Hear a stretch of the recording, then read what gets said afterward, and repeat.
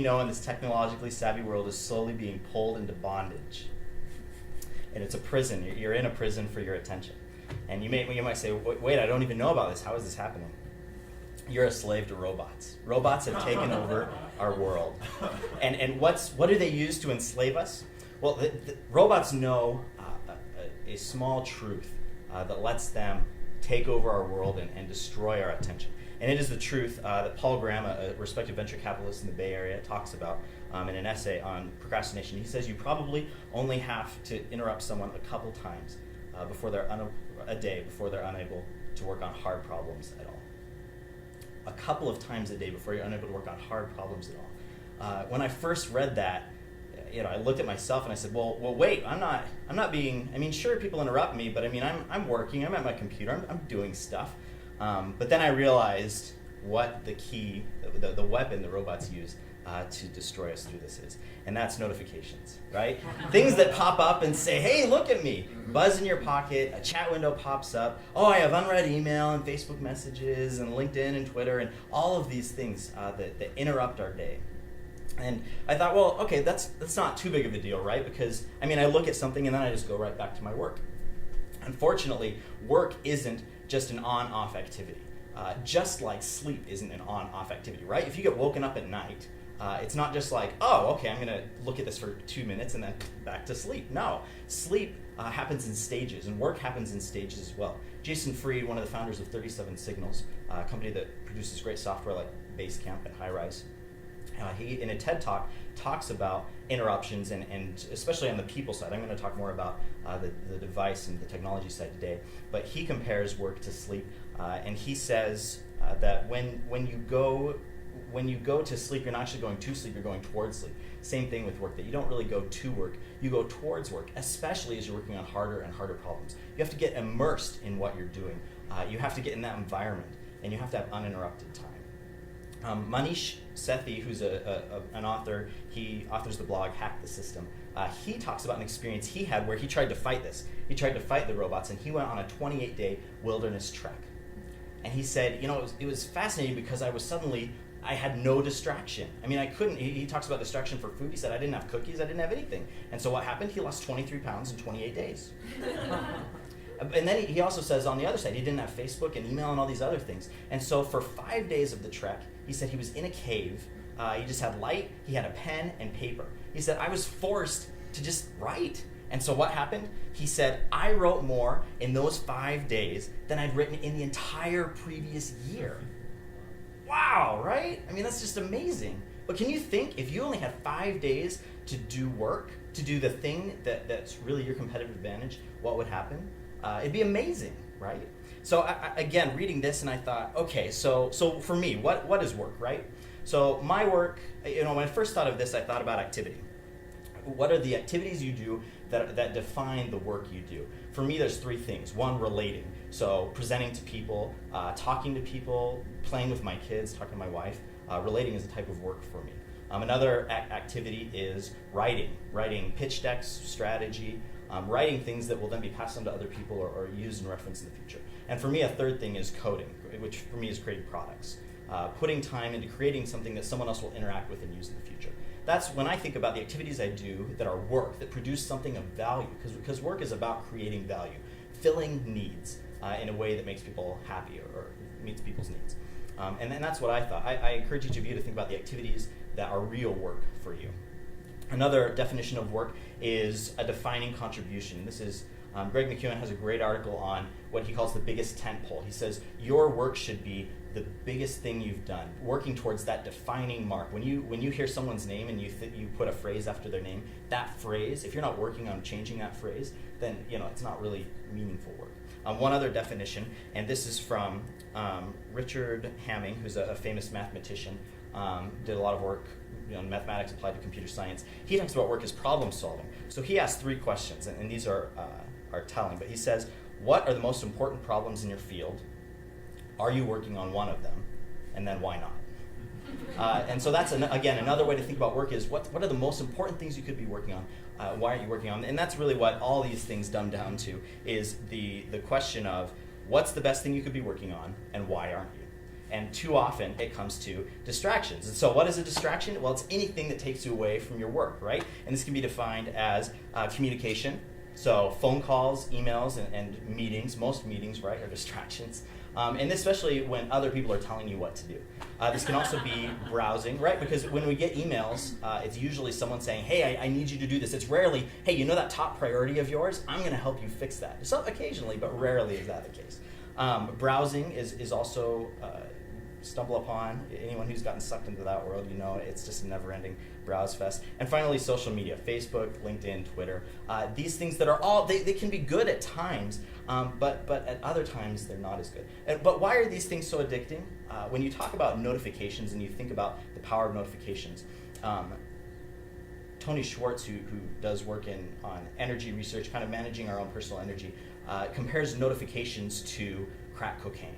He says that when we respond to email, the buzz in our pocket, or the ping on our computer, we actually hit the same dopamine centers in our brain that snorting crack cocaine does, which is crazy, right? We're actually forming a real addiction. Other studies show that when you are interrupted by an email or a phone call, your IQ drops 10 points. That's the same as losing a night of sleep, or twice the effect of smoking marijuana, right? You'd never show up to you never smoke marijuana and then show up to the office and be like, hey, I'm ready to go. And yet we're in conference calls all the time where, it's not really, I'm just gonna send an email. You allow yourself to get interrupted even when you're trying to engage in good work. So all of this said, and again, coming back to Jason Fried, he said, giving someone 4 uninterrupted hours of work is the best gift you can ever give. Again, thinking about sleep. This morning, my son comes into my room at 6:10, and he says, Mario Kart, I want to do Mario Kart. And I was like, no, you can't, go back to bed. And so we took him back to bed. We're trying to teach him, stay in bed till 7, and then we can eat breakfast and do all that. But the thing is, when I went back to bed, do you think I could just I said, I'm just going to jump right back where I was in that deep sleep cycle. Like, no, it was done. It was gone. Same thing with work. And that's why being able to have uninterrupted times is important. So the big question for me then is, how do we arm up? How do we battle these robots? Because we're reacting to robots, right? And so what do we do? And there are 3 things. 1, increase awareness. 2, build a defense or limit distractions. And then 3, go on offense and actually engage in great work. So 1, awareness. An article about a week ago came out about David Levy. He's a professor at the University of Washington, and he teaches a class called Information and Contemplation, where he combines technology and meditation. Fascinating class, and he's trying to start a movement of just being more aware of how technology is affecting us. So a couple of exercises he has his students engage in throughout the semester. 1 is log. So he just says, log how often, for a couple of days, you're distracted by technology. One girl in the article that they interviewed was shocked to find out that she checked her email 25 times a day on her mobile device. But it's while you're walking up the stairs, while you're going to the building, before the meeting starts, during the meeting, all the time, and we're not even aware of it. So logging can suddenly create a great awareness. Another thing that students do is video. So they take Camtasia, put it on their computer, and then video themselves while they're working in 15-minute increments, and they just do that a couple of times. Comments from students were, wow, I look so depressed. I slouch when I work. One student said, I look so sad when I'm at my work, but then my phone buzzes and I pick it up and look at it, and then I smile. She realized that this work she was trying to do that's important to her, she wasn't even engaged in because she was looking for these little treats, these little hits of dopamine from other sources. And so increasing awareness is a really great way to just start and just say, wow, I've got a problem. So for me, over the past week, I tried to engage in increasing awareness.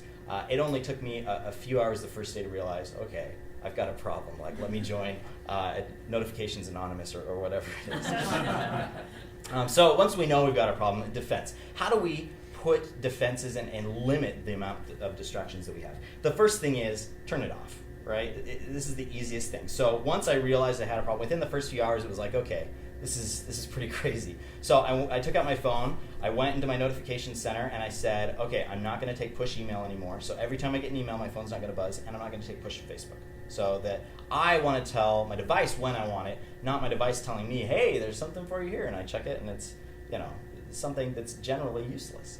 That alone, if there's one thing you can do today, take out your phone, turn off your push email. Because for me, I've been doing this for a week now. I've not had push email on my phone for a week, and guess what? I lived. Like, it was okay. And so I encourage you to do that, because sometimes we think we'll miss something, but because of that fear and because of that fear of missing something, we actually miss out on doing great work because we're distracted. Another thing we can do is go on an information diet. Seth Godin has a great article on real-time news, and he says it's neither. It's not that real, and it's not a good use of our time. He says if you want to see the effect of real-time news on you, and I'm not saying we should never do that, but to limit it, because he says go back a year and watch an hour of cable television from a year ago, and tell me how much of that is important today. Most of the time, nothing. Same thing with whatever your real-time news is. If you're obsessed with Twitter, if you like ESPN.com. Again, those things are fun and good in contained times, but sometimes they creep in and inhibit us from doing great work. The last thing is time. So when we do go into an endless activity like checking email many times, Facebook, Twitter, real-time news, set a time limit. Even just start a timer so you're aware of how much time has passed. How many people have said, oh, I'm just going to go on Facebook and talk to one friend, and then half an hour later you're like, okay, what was I doing again? Like, where is this? After you've seen a few cat videos and had your laughs. So turn it off, go on an information diet, and just set a timer when you're going into those endless activities or when you're taking a break from work. One tool that I'll suggest that can help you with this is a tool called Unroll.me. Great website, and it has, what it will do, it lets you unsubscribe from junk in your inbox, so things that you've given your email address to and it comes in. The other thing that I love is that it aggregates all of what's called bacon. So it's not spam, it's stuff that you've opted into, but you don't need it all the time. This is Facebook notifications and other things, and so it aggregates that into one daily digest, which is great. So every night I get this and I see everything that happened on Facebook and Twitter. I can go on and interact and respond, but instead of doing it throughout the day and being notified, it's just one lump sum, and it keeps my inbox a lot cleaner.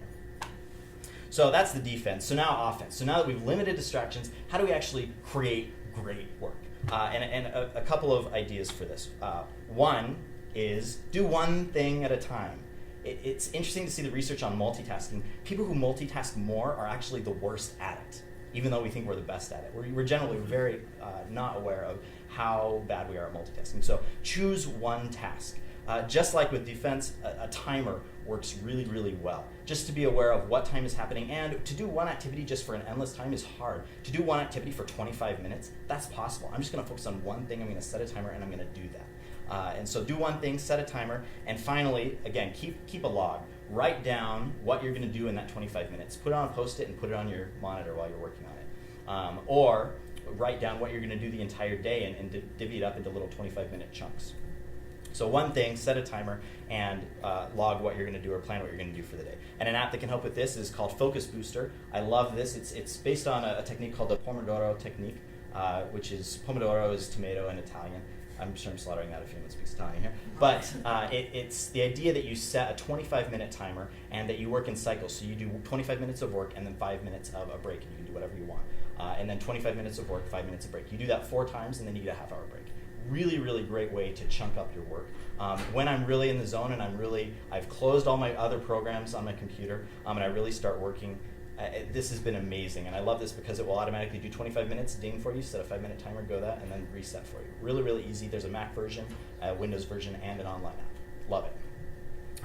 And so with all of these things, you can go to my website, ryanstevens.com, and The Humans Strike Back. There are links to all the articles that I've referenced and these slides if you want to look at it afterwards.